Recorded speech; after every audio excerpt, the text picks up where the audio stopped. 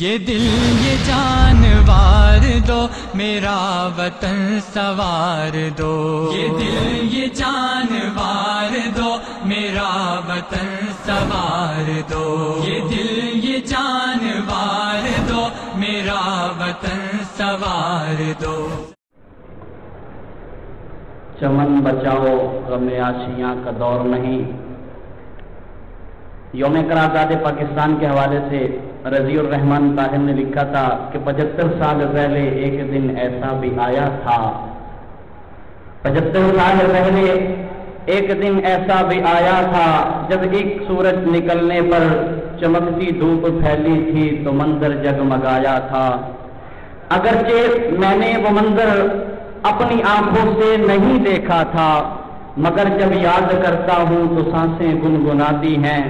کئی صدیوں سے صحرا میں بکھرتی ریت کی صورت، کروڑوں لوگ تھے جن کا نہ کوئی نام لیتا تھا نہ کچھ پہچان باقی تھی، ہر ایک رستے میں وحشت تھی، سبھی آنکھوں میں حسرت تھی، نہ آباسی ہنر بندی نہ اگلی شان باقی تھی۔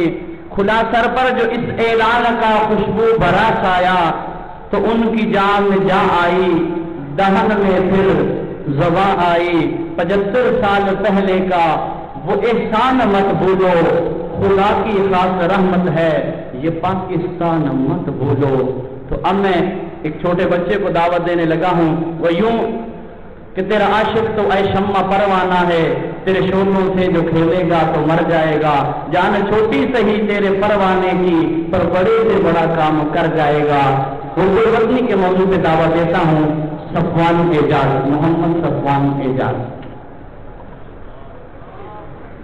نحمده ونسلم على رسوله الكريم اما بعد فاعوذ بالله من الشیطان الرجیم بسم اللہ الرحمن الرحیم۔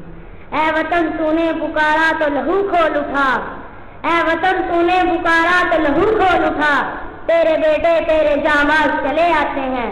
صدر ذی وقار، میرا موضوع تقریر 23 مارچ یوم پاکستان ہے۔ یہ وطن ہماری عزت کا نشان، عفت کا مقام اور دل افروز بہاروں کا چمن ہے۔ صدر ذی وقار، 23 مارچ کا دن ہمارے لیے قابل فخر اور اہم دن ہے۔ یہ دن ہمارے لیے ایک عظیم عطیہ ہے۔ یہ دن باقیان پاکستان کے لیے تاریخ کا ایک اہم سنگ میل ہے۔ یہ وہ دن ہے جب آج سے 75 سال پہلے مسلم لیگ نے قرارداد منظور کر کے وطن عزیز کے لیے اہم کامیابی حاصل کی۔